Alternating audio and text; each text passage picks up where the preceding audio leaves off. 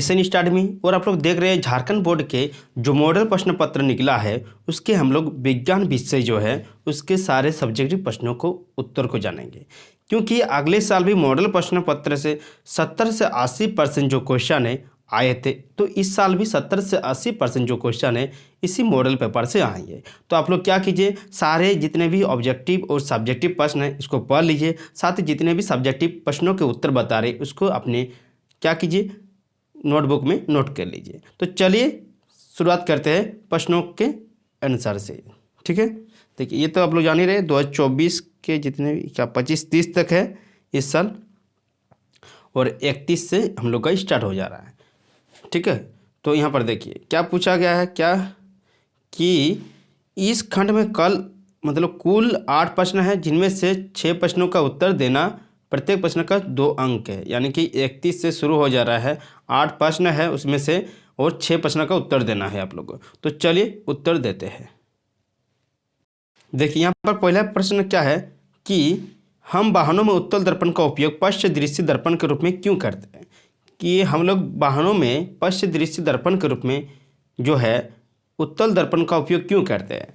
हम वाहनों में उत्तल दर्पण का उपयोग पश्च दृश्य दर्पण के रूप में करते हैं क्योंकि उत्तल दर्पण हमेशा वस्तु को क्या करते हैं, आभासी, सीधा और छोटा प्रतिबिंब बनाता है, जिससे हमें आसानी से देखने में पीछे के दृश्य को आसानी होती है, जिसके कारण से हम लोग पश्च दृश्य दर्पण के रूप में उत्तल दर्पण का उपयोग करते हैं। किसमें, तो वाहनों में। नेक्स्ट क्वेश्चन क्या है, लेंस की क्षमता को परिभाषित करें, इसकी असाई मात्रक क्या है, लिखिए।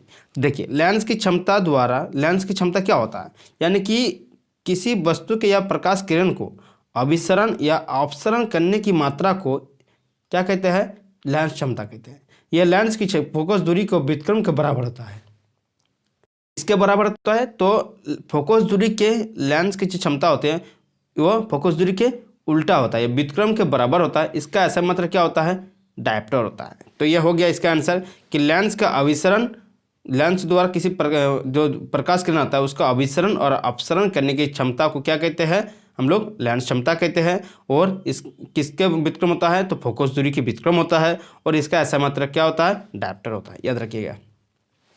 नेक्स्ट क्वेश्चन क्या है, एक छात्र को अंतिम पंक्ति में बैठकर ब्लैक बोर्ड पढ़ने में कठिनाई होती है, बच्चा किस दोष से पीड़ित हो सकता है, इससे कैसे ठीक किया जा सकता है। यानी कि देखिए अंतिम पंक्ति में बैठा मतलब लास्ट में बैठा है बच्चा, और उसको क्या देख रहा है, ब्लैक बोर्ड, जो सामने जो आप लोग का ब्लैक बोर्ड होता है ना उसको देखने में क्या हो रहा है, कठिनाई हो रहा है। लास्ट में बैठा है और ब्लैक बोर्ड से में कुछ भी लिख रहा है तो उसको देखने में कठिनाई हो रहा है। तो किस दोष से पीड़ित है, हम लोग जानते हैं दूर की चीज़ों को नहीं देख पाना उसको निकट दृष्टि दोष कहते हैं। और ठीक है, दूर की चीज़ों को नहीं देख पाना वो निकट दृष्टि दोष होता है। और निकट दृष्टि दोष को जो अवतल लेंस द्वारा उसको सुधारा जाता है, ठीक है, ठीक किया जाता है। और जो दूरदृष्टि दोष होता है उसको उत्तल लेंस द्वारा उसका सुधार किया जाता है। यानी कि वो देखिए यहाँ पर साफ साफ प्रश्न पूछा गया है। तो इसका आंसर हो, जिस छात्र का अंतिम पंक्ति में बैठे कर ब्लैक बोर्ड पढ़ने में कठिनाई होती है उसे निकट दृष्टि दोष है। यानी कि ब्लैक बोर्ड को पढ़ने में क्या हो रहा है, कठिनाई हो रहा है, यानी कि उसको क्या दोष है, निकट दृष्टि दोष है। उचित शक्ति के अवतल लेंस का उपयोग करके निकट दृष्टि दोष को ठीक किया जा सकता है, ठीक है। इसका आंसर हो गया। देखिए अब कि यहाँ पर 34 नंबर क्या है, तो 34 नंबर हम लोग चलिए देखते हैं कि दिए गए चित्र में कौन अभिक्रिया हो रही है, अभिक्रिया का समीकरण लिखिए। तो साफ साफ लिखा है कि इसमें समीकरण देखिए आपको लिखा हुआ है लेकिन यह फुलफिल नहीं है, ठीक है। तो हम लोग को समीकरण को फुलफिल करना है। देखिए सामने क्या है, ये जो है आपका चाइना डिश है, ठीक है, क्या है, चाइना डिश है। इसमें क्या है, इसमें क्या रखा हुआ है, सिल्वर क्लोराइड, क्या लिखा है, सिल्वर क्लोराइड रखा हुआ, ठीक है। इसमें सिल्वर क्लोराइड रखा हुआ है, तो इसका पूरा आप लोग को रिएक्शन लिखना है। तो रिएक्शन लिखने के लिए आपको क्या करना पड़ेगा, तो आप लोग देखिए यहाँ पर AgCl जो है, ठीक है, क्या हो रहा है, सनलाइट पड़ रहा है ना, तो सनलाइट लिखिए, ठीक है, सनलाइट पड़ रहा है और रिएक्शन करके क्या दे रहा है, यह Ag और प्लस Cl2। अब यह पूरा हुआ, ठीक है। इसको आप लोग को पूरा करने के लिए कहा है। तो जो AgCl होता है वो व्हाइट कलर का होता है, कैसा होता है, तो व्हाइट कलर का होता है जो, और इसके बाद जो Ag बनता है वो ग्रे में बनता है। Ag जब बन रहा है, जो उत्पाद बन रहा है वो ग्रे में हो जाएगा। ठीक है, यानी कि इसको हम लोग फुलफिल कर दे। चलिए हम लोग नेक्स्ट अब पढ़ते हैं 35 नंबर। देखिए तो यहाँ पर 35 नंबर है कि दो तत्वों के नाम लिखिए जिसकी बाहरी कोश पूर्ण हो, यानी कि जिसका बाहरी कोश भरा हुआ रहता है। तो हीलियम का होता है, ठीक है, किसका होता है, हीलियम का कितना होता है, तो बाहरी कोश में 2 होता है, यानी कि ये फुलफिल करता है। नेक्स्ट क्या है, तो नेक्स्ट आप लोग का हो जाएगा नियॉन। नियॉन का कितना होता है, 10 होता है परमाणु संख्या, ठीक है, और इसका 2 8, यानी कि 8 जो अष्टक पूर्ण होता है, यानी कि बाहरी कक्षा इसका भी पूर्ण है, यानी कि बाहरी कोश इसका भी पूर्ण होता है। तो एक नियॉन लिख दीजिएगा और एक क्या लिख दीजिएगा आप लोग, नियॉन और हेलियम। ठीक है, तो नेक्स्ट चलिए हम लोग आगे बढ़ते हैं। समजातीय सरणी क्या है। समजातीय सरणी यौगिकों की ऐसी सरणी को कहते हैं जिनका एक सामान्य सूत्र द्वारा निरूपित किया जाता है। मतलब समजातीय सरणी को हम लोग ऐसे यौगिकों को कहेंगे जिसका एक सामान्य सूत्र द्वारा क्या किया जाता है, निरूपित, मतलब उसको दर्शाया जाता है। ऐसे सामान्य सूत्र प्राय केवल एक ही प्रचाल पैरामीटर में होता है, मतलब एक ही तरह का पैरामीटर में होता है। ठीक है, जैसे आप लोगों को समझा रहे हैं, जैसे एल्केन का सामान्य सूत्र के CnH2n+2, तो इसमें मीथेन, इथेन, प्रोपेन, ब्यूटेन, ये सब क्या है, एक ही सूत्र से क्या है, यौगिक बना है ना, जिसका तो इस ये सब क्या है, ये समजातीय सरणी है। तो आप लोग समजातीय सरणी कहने के लिए मतलब क्या है पूछा जाएगा, तो आप लोग क्या बोलिएगा कि समजातीय सरणी वैसे यौगिक सरणी को कहते हैं जिसका सामान्य सूत्र मतलब क्या हो, एक ही मतलब एक सामान्य सूत्र होता है। ठीक है, और सूत्र में प्राय एक ही पैरामीटर होता है। ठीक है, एक ही तरह का पैरामीटर का यूज करके उसका जितना भी बनता है यौगिक सब एक ही पैरामीटर पर बनता है। तो जैसे उदाहरण दीजिएगा आप लोग, मीथेन, इथेन, प्रोपेन, ब्यूटेन, और जिसका एल्केन का CnH2n+2। नेक्स्ट क्वेश्चन क्या है, देखिए विखंडन और बहुविखंडन से किस प्रकार भिन्न है। तो विखंडन एक विखंड, देखिए विखंडन का ही प्रकार होता है आपका द्विखंडन, बहुखंडन। ठीक है, लेकिन यहाँ पर क्या है, विखंडन नहीं हो सकता, यह द्विखंडन यदि बोलता तो इससे हम लोग भिन्न कर सकते थे, लेकिन इसका भी हो जाएगा, कुछ हुआ होगा तो।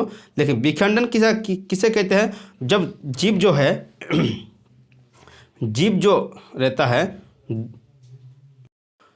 क्या होता है कि जीव 2 या 2 से अधिक भागों में विभक्त होकर नए जीवों का निर्माण करे, तो यह क्रिया विखंडन कहलाता है। यानी कि जीव 2 या 2 से अधिक, जैसे अमीबा होता है, वह क्या होता है, वह टूटकर विखंडन होकर क्या कहते हैं, नए जीवों का निर्माण करता है। ठीक है, वह अमीबा ही क्या करता है, बहुत सारे उसके अंदर क्या होता है, जीव छोटे छोटे संततित होते हैं जो उसके विखंडन करके बहुत सारे जीवों का निर्माण करते हैं। अमीबा में विखंडन भी होता है, द्विखंडन भी होता है, और आप लोग देखिएगा अमीबा में बहुविखंडन भी होता है। तो इसमें उदाहरण देखिए, लेकिन अब देखिए इसमें आपको पूछा जाता कि द्विखंडन विधि और बहुखंडन विधि में क्या निम्न भिन्न है। तो क्या क्या भिन्न होता है कि द्विखंडन विधि में जीव एक कोशिका जीव जो होता है 2 कोशिका में विभाजित होता है और नए जीव का निर्माण करते हैं। लेकिन बहुखंडन में क्या होता है कि एक ही जीव क्या होता है, बहुत सारे जीवों का निर्माण या नए जीवों को जन्म देता है, वो बहुखंडन कहता है। यानी कि वो संततित कोशिकाओं में परिणत हो जाता है, यानी कि इसमें सिर्फ 1-2 संतति होता है, इसमें बहुत सारे संतति होते हैं, यानी कि संतान होते हैं। अब समझ जाइएगा, सिंपल लैंग्वेज में आप समझिएगा तो संतान, इसमें जो एक जीव बहुत सारे जीवों का निर्माण करता है या बहुत सारे जीवों को संतान पैदा करता है। ठीक है, इसमें सिर्फ एक ही संतान पैदा, 2 या 2 से 2 संतान पैदा होता है, उसको द्विखंडन कहते हैं। इसमें बहुत सारे संतान पैदा होंगे, उसको बहुखंडन कहेंगे। ठीक है, अब देखिए इसमें उदाहरण हो जाएगा अमीबा में द्विखंडन, एक अमीबा किसी तल से 2 भागों में व्यक्त हो जाता है तथा कालाजार के रोगाणु लेशमेनिया में कोशिका के एक सिरे पर कोड़े के समान सूक्ष्म संरचना होती है। ऐसे जीव में द्विखंडन का निर्धारण तल से होता है, यानी कि लेशमेनिया, कालाजार के रोगाणु, ये सब क्या है, उदाहरण है, अमीबा उदाहरण है ये सब। नेक्स्ट देखिए इसका जो बहुखंडन का उदाहरण हो जाए, मलेरिया परजीवी हो जाएगा, प्लाज्मोडियम हो जाएगा। ठीक है, प्लाज्मोडियम। उसके बाद क्या है, जिसके अंदर कोई कोशिकाएं बन जाती है, यानी कि ये बाहर एक परत चढ़ जाती है, उसके बाद धीरे धीरे उसका अंदर क्या हो जाता है, बहुत सारे कोशिकाएं बन जाती है, और बाहर का आवरण जैसे ही मुक्त होता है, वो सारी जितने भी नए नए कोशिका बनते हैं वह एक संतान के रूप में जन्म हो जाता है उनका, या दूसरा कोशिका बन जाता है। पर्यावरण को बचाने के लिए 5 प्रकार के आहार क्या है। 5 प्रकार का आहार क्या है, देखिए 5 प्रकार के आहार हो जाएगा आपका कि पर्यावरण को बचाने के लिए 5 प्रकार के आहार है। रिफ्यूज, रिड्यूस, रीयूज, रीपर्पस और रिसाइकिल। तो रिफ्यूज मतलब इनकार, मतलब नहीं लेंगे। जैसे प्लास्टिक आपको दे रहा है तो आप मत लीजिए, उसका कम उपयोग कीजिए, उसका पुनः उपयोग कीजिए, उसका पुनः प्रयोजन में लाइए, उसके बाद उसका पुनः चक्रण कीजिए। यानी कि यह 5R हो गया पर्यावरण को बचाने के लिए। नेक्स्ट क्वेश्चन क्या है, तो ये सब मैथ हम लोग क्योंकि बहुत लंबा चौड़ा इससे में ही बन जा रहा है, तो जितना भी है ये मैथ सब बाद में बनाएंगे, ठीक है। नेक्स्ट देखिए कि आप लोग यहाँ पर देखें सैनिकरम में जुड़े हुए बनाना है, ठीक है। एक सर्किट का आरेख बनाने बोला है। तो एक 2 वोल्ट का जिसमें सारे जो बल्ब होता है, जितने भी उपकरण होते हैं बिजली के, वो सभी एक ही मतलब सर्किट पे जुड़े होते हैं, उसको सैनिकरम कहते हैं। तो आप लोग इसको चित्र आप लोग बनाकर जरूर कमेंट बॉक्स में कमेंट कीजिए, नहीं तो टेलीग्राम जो है देखिए, जो इसमें क्या करना है आप लोग को, चित्र को टेलीग्राम ग्रुप में जरूर भेजना है। तो नेक्स्ट चलिए बताते हैं कि 41 नंबर प्रश्न है। क्या प्रश्न है कि चुंबकीय क्षेत्र रेखाएं क्या है, वो चुंबकीय क्षेत्र रेखाओं के गुणों को लिखिए। देखिए चुंबकीय क्षेत्र रेखा ये काल्पनिक रेखाएं होती है जो उत्तरी ध्रुव से उत्पादित यानी कि उत्पन्न होता है और किसी भी चुंबक के बाहर दक्षिण ध्रुव में कि वो चुंबक की किसी भी चुंबक के बाहर दक्षिण ध्रुव को जाती है। यानी कि मान लिए इसमें चुंबक है, ठीक है, यह उत्तर ध्रुव से क्या होगा, उत्पन्न होगा, और ठीक है नॉर्थ और साउथ, ठीक है, नॉर्थ और साउथ। तो उत्तर ध्रुव से उत्पन्न होगा और क्या होगा, साउथ ध्रुव में आपका यानी कि दक्षिण ध्रुव में आपका प्रवेश कर जाएगा। इसको क्या कहते हैं, यह क्या होता है, काल्पनिक बंद वक्र रेखा होती है। देखिए इसके गुण क्या क्या हो सकते हैं। देखिए इसका गुण हो सकता है आपका, तो यह उत्तर ध्रुव से निकलकर दक्षिण ध्रुव की ओर जाती है। क्षेत्र रेखाएं की दिशा दक्षिण ध्रुव से उत्तर ध्रुव की ओर होती है, ठीक है, लेकिन अंदर में क्या होता है, दक्षिण ध्रुव से उत्तर ध्रुव। उसके बाद देखिए चुंबकीय क्षेत्र रेखा बंद वक्र होता है और क्या होता है, एक दूसरे को कभी यह प्रतिच्छेद या नहीं करती है, ठीक है। इसका यह भी क्या है, गुण है। चुंबकीय क्षेत्र की अपेक्षित चुंबकीय रेखाओं का नजदीक पास पास होने का पर निर्भर करती है, ठीक है। नेक्स्ट क्या है, 2 क्षेत्र रेखा एक दूसरे का कभी प्रतिच्छेद या काटती नहीं है। ये सब क्या हुआ, चुंबकीय क्षेत्र रेखा के गुण हो गया है। नेक्स्ट क्वेश्चन क्या है कि देखिए 42 नंबर, कि 42 नंबर क्या है, रेडक्स अभिक्रिया क्या है, उदाहरण के द्वारा समझाए। देखिए रेडक्स अभिक्रिया जिन अभिक्रिया में अपचयन और उपचयन दोनों एक साथ होते हैं उसको क्या कहते हैं, यानी कि अपचयन अभिक्रिया और उपचयन अभिक्रिया साथ साथ होंगे उसको हम लोग रेडक्स अभिक्रिया कहेंगे। देखिए CaO + H2 CO + H2O, यहाँ पर समझिए ठीक से। यहाँ पर देखिए कि उपचयन किस में हो रहा है। देखिए उपचयन हो रहा है आपका जाकर जिसमें ऑक्सीजन का ह्रास होता है, ठीक है, उसको अपचयन यानी कि उसमें अपचयन हो रहा है, ठीक है, यार जिसमें ऑक्सीजन जुड़ता है तो वो उपचयन होता है। यानी कि किसके साथ ऑक्सीजन जुड़ रहा है, ऑक्सीजन के साथ यह उपचयन हो रहा है। किसके साथ ह्रास हो रहा है, तो वो कॉपर के साथ यह अपचयन हो रहा है। तो यह आप लोग को लिखिएगा, इस अभिक्रिया में CO से ऑक्सीजन का ह्रास होता है, अतः CO का अपचयन होता है तथा H यानी हाइड्रोजन मूलतः से ऑक्सीजन जुड़ता है तो H का उपचयन होता है। नेक्स्ट क्वेश्चन देखिए कि आपका यहाँ पर देखिए क्या क्वेश्चन है कि कार्बनिक यौगिक के गुणसूत्र तथा संरचना लिखिए। तो ब्यूटेनॉन है, यहाँ पर क्लोरोपेंटेन है, मेथनॉल है। चलिए इसका लिखने सिखाते हैं। देखिए ब्यूटेनॉन का क्या होता है, C4H8 और उसके बाद क्या होता है, यह इसका आणविक सूत्र हो गया। तो आणविक सूत्र हो गया, यहाँ पर देखिए सूत्र हो गया C4H8, इसका O। तो ये ब्यूटेनॉन यानी कि कीटोन ग्रुप से आता है। तो यहाँ पर C कितना है, 4 है, तो 4 लिखे। देखिए 1 2 3 4।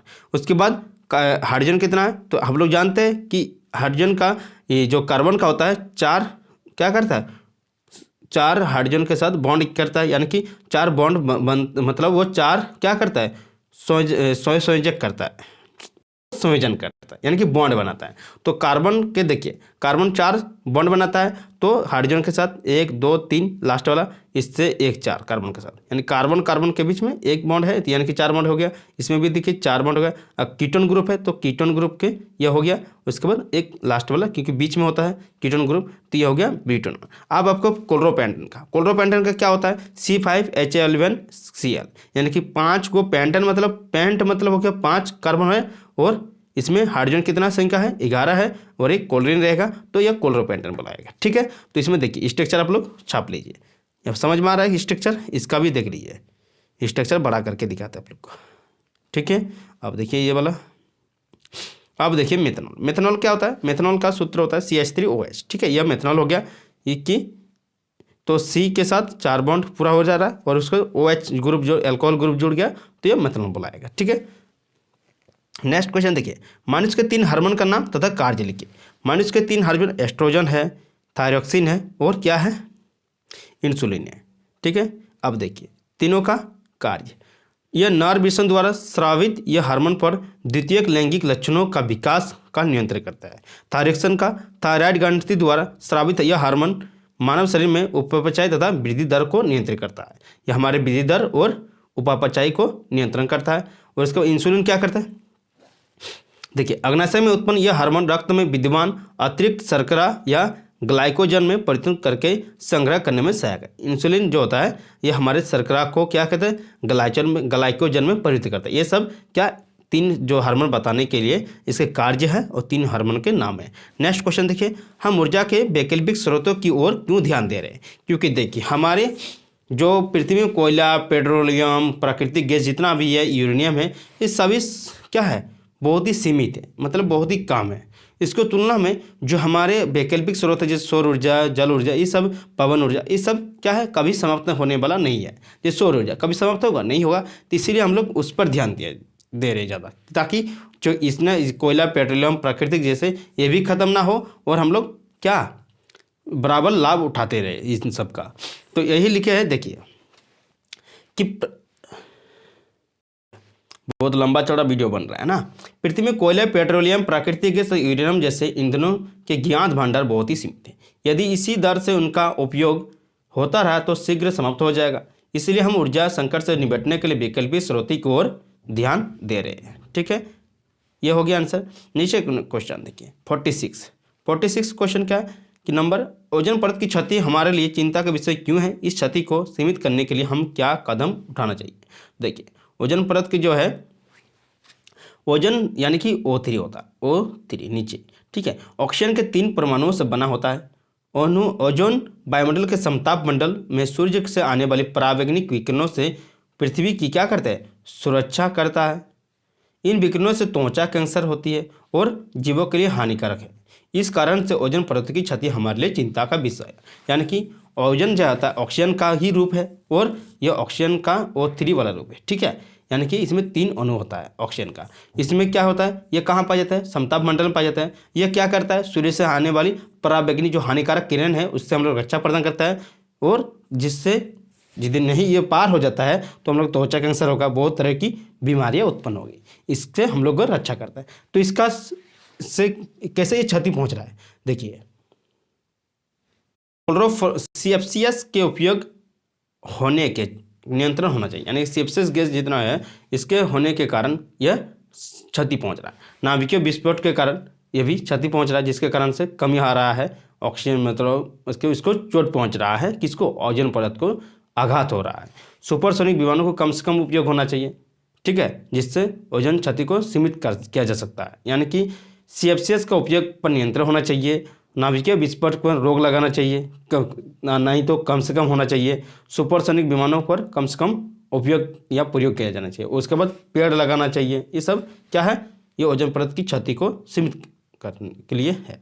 तो हम लोग 46 प्रश्न तक देखें, ठीक है। इसके बाद जितने भी और बड़े दीर्घ उत्तरीय प्रश्न आते हैं उसको हम लोग नेक्स्ट वीडियो में बनाते हैं, क्योंकि इसी में आप लोग का जो है बहुत लंबा चौड़ा बन गया, क्योंकि देखने का मन नहीं होगा। आप लोग क्या कीजिए, हमारे चैनल बने रहिए, साथ ही आप लोग अपने साथी को क्या कीजिए, सेंड कर दीजिए। मिलते हैं नेक्स्ट वीडियो के साथ, तब तक के लिए देखते रहिए CSN स्टडी पार्ट 2 में आप लोग देखिएगा। सारे लिख लीजिए आप लोग।